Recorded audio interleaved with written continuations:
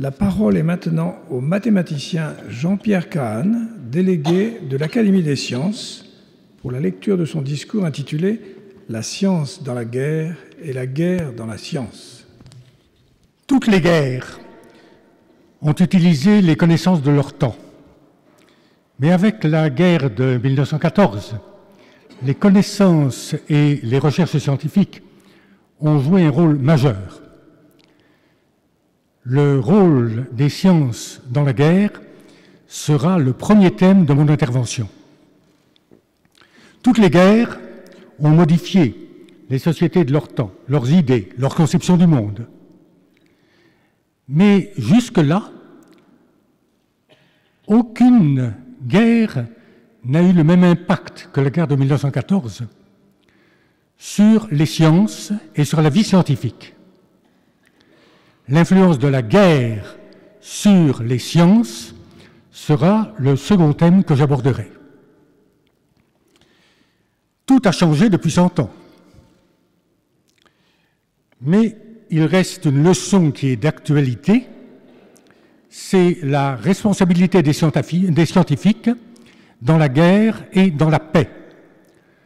Ce sera naturellement la conclusion de mon discours.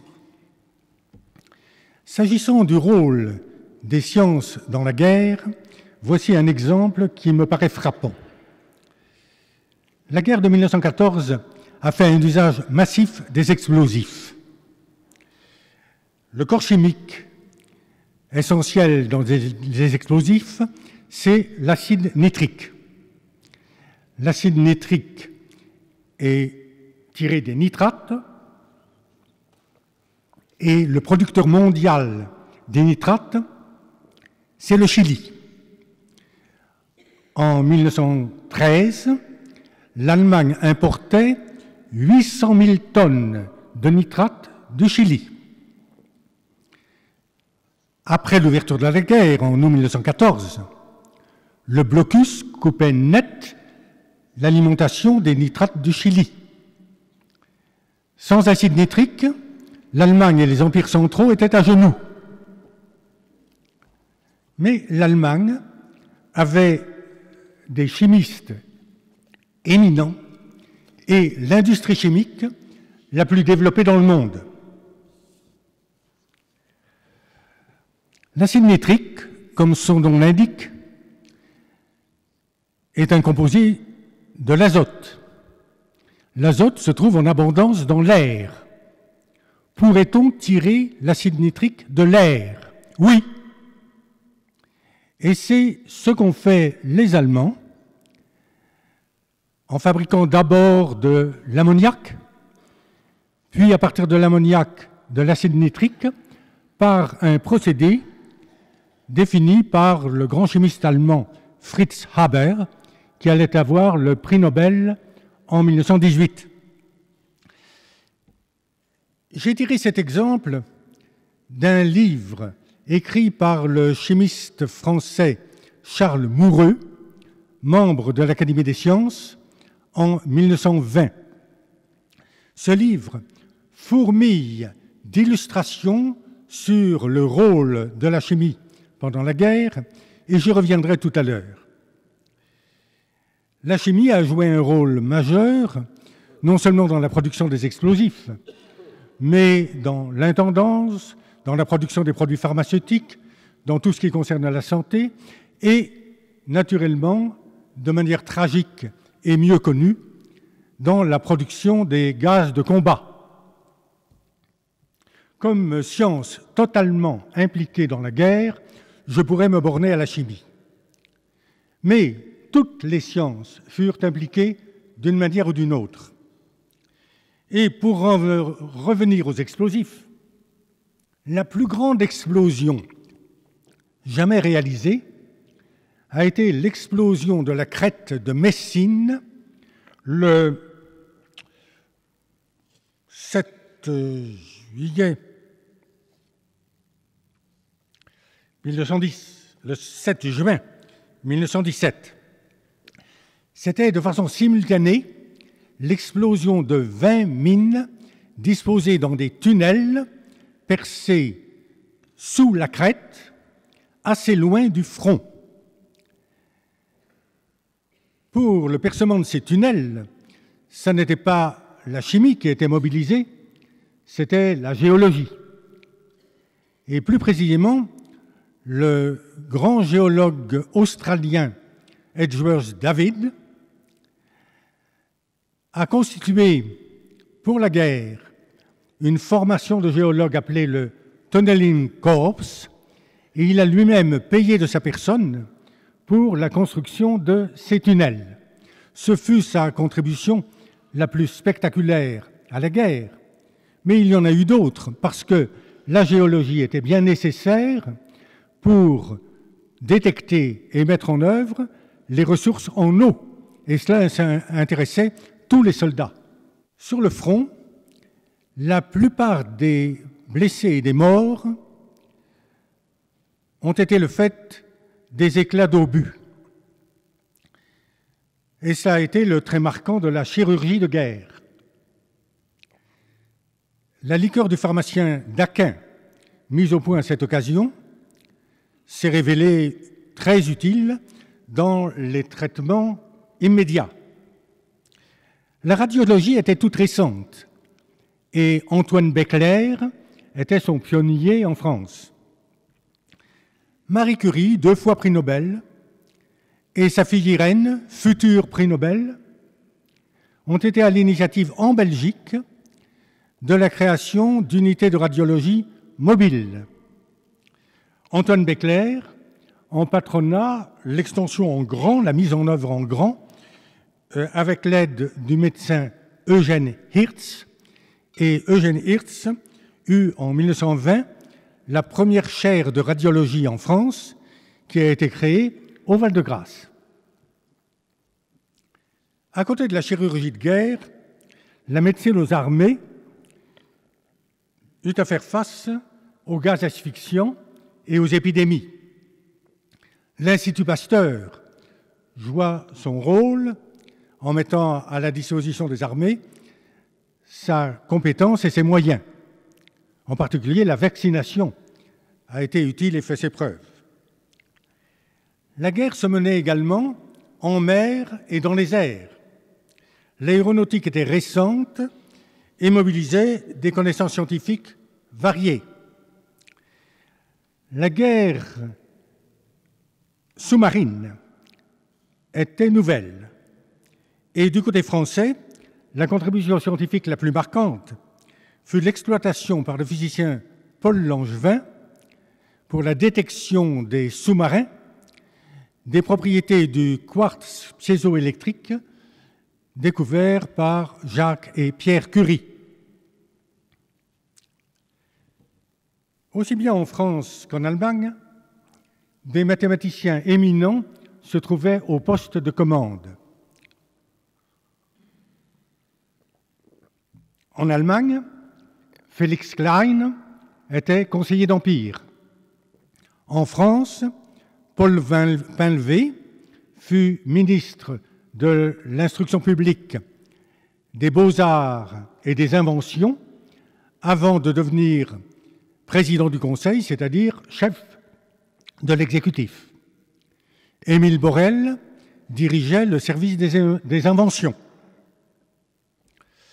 Ainsi, le rôle des sciences dans la guerre n'échappait ni aux scientifiques, ni aux responsables politiques et militaires. L'aperçu que j'en ai donné me paraît largement suffisant. J'en viens à l'impact de la guerre sur les sciences et sur la vie scientifique. En faisant appel aux sciences et aux savants, la guerre a provoqué de nouvelles recherches et donné de nouveaux moyens aux chercheurs. Dans l'important ouvrage dont j'ai déjà parlé, Charles Moureux, après avoir constaté qu'en Allemagne, il y avait 10 fois plus de chimistes qu'en France, déclare que, je cite, « Les savants français, et en particulier les chimistes, ont eu à leur disposition, pour coopérer à la victoire, des moyens de travail, tant en personnel qu'en matériel, qu'aucun d'eux ne connut jamais, même de très loin, avant la guerre. Les progrès de la médecine ont été spectaculaires dans tous les domaines.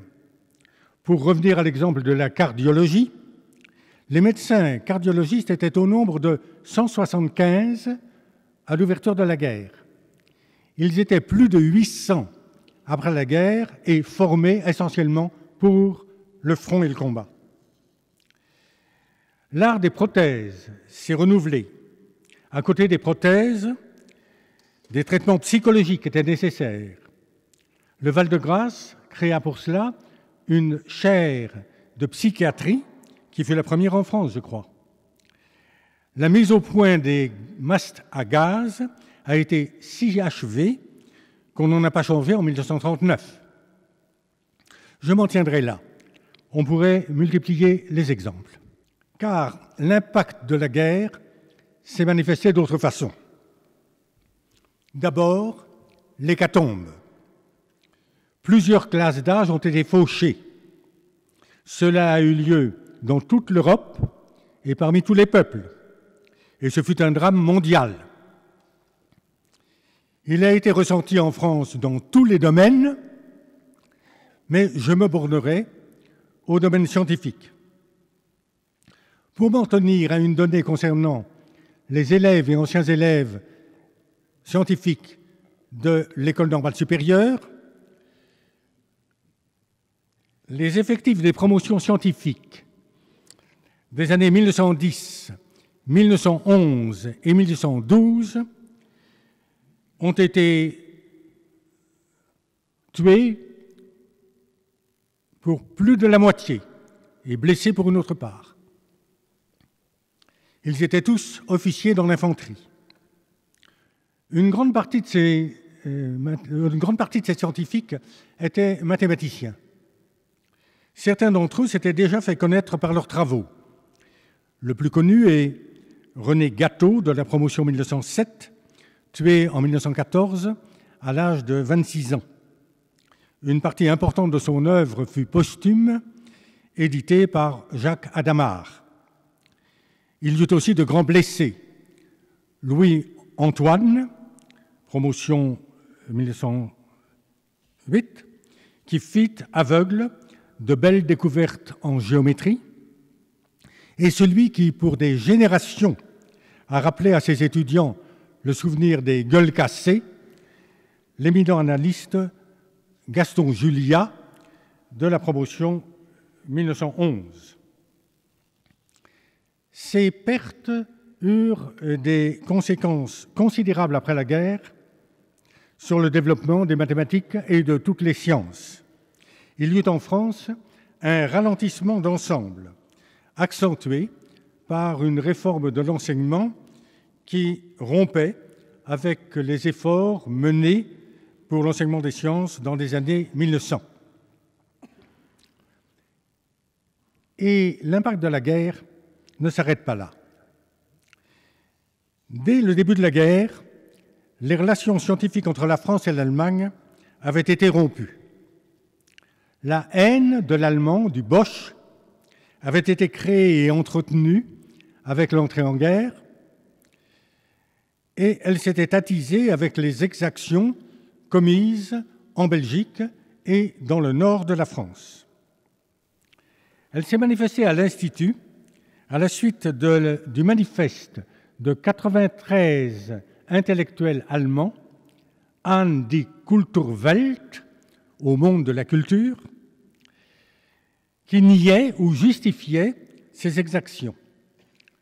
Parmi les signataires de ce manifeste se trouvaient les chimistes Adolf von Bayern et Emil Fischer, le zoologiste Wilhelm Waldeyer et le mathématicien Félix Klein, que j'ai déjà cité. Ils étaient membres ou correspondants de l'Académie des sciences et l'Académie décida de leur exclusion après un long débat où s'exprimèrent des oppositions et des doutes, en particulier de la part du pastorien Émile Roux, du physicien et prix Nobel Gabriel Lippmann, du naturaliste Louis Bouvier et des mathématiciens Paul Appel et Gaston Darboux. Gaston Darboux posait la question « Comment s'assurer que les signatures figurant au bas du manifeste ont été réellement données ?» Parmi les avocats de l'exclusion se trouvait le mathématicien Émile Picard, secrétaire perpétuel, et le chimiste Charles Moureux, dont j'ai déjà parlé. Si je me suis attardé sur cet épisode, c'est parce qu'il a préparé les esprits à des décisions de plus grande portée au lendemain de la guerre. Charles Moureux a poussé à la disparition des associations internationales de chimistes très actives avant la guerre et leur remplacement par une union limitée aux Alliés et aux pays neutres. Émile Picard a été l'un de ceux qui ont exclu les Allemands et également les Autrichiens et les Hongrois des premiers congrès de mathématiciens internationaux tenus après la guerre. Ces décisions n'étaient pas aveugles. Elles visaient, ou devaient viser, à isoler l'ennemi d'hier pour lui interdire de se développer. Mais la suite a montré qu'en sacrifiant à un tel objectif une collaboration internationale sans exclusive, elles étaient à courte portée. C'est en France que le développement scientifique s'est ralenti après la guerre, et non en Allemagne. Dans la décennie des années 1920, qui a vu la naissance de la mécanique quantique et un essor considérable des mathématiques dans tout le monde, la part de l'Allemagne, de l'Autriche et de la Hongrie est bien plus importante que celle de la France. C'est le nazisme qui leur a porté un coup fatal et non la coupure avec la France et ses alliés. C'est au contraire en rétablissant le contact avec l'Allemagne que la France a repris pied. C'est particulièrement vrai en mathématiques et ce fut pour une part l'œuvre de Bourbaki. En biologie, on peut suggérer le rapprochement entre les écoles de Pasteur et de Koch. En physique, l'amitié entre Einstein et Langevin est emblématique. Donc, si l'impact de la guerre sur la science est d'avoir impulsé certaines recherches, ce fut surtout de faire disparaître une grande partie des jeunes qui auraient assuré la relève et aussi d'avoir altéré la vie scientifique en entravant le rétablissement d'échanges et de coopération entre tous les pays. C'est une dure leçon. Que dire aujourd'hui? En 100 ans, tout a changé. Nous avons connu la Seconde Guerre mondiale, Hiroshima et Nagasaki, et ensuite une paix durable entre la France et l'Allemagne, faite de respect et d'amitié.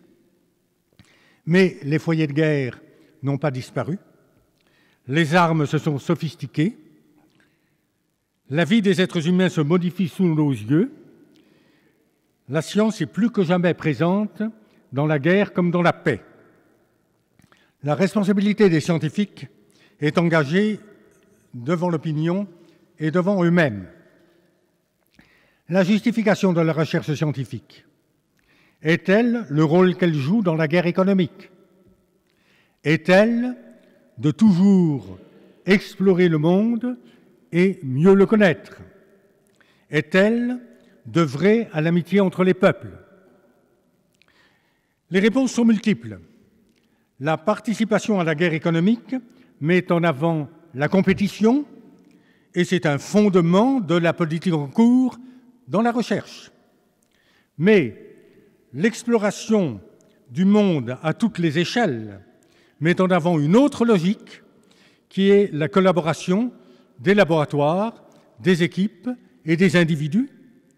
Et cette collaboration se traduit à la fois en émulation et en amitié.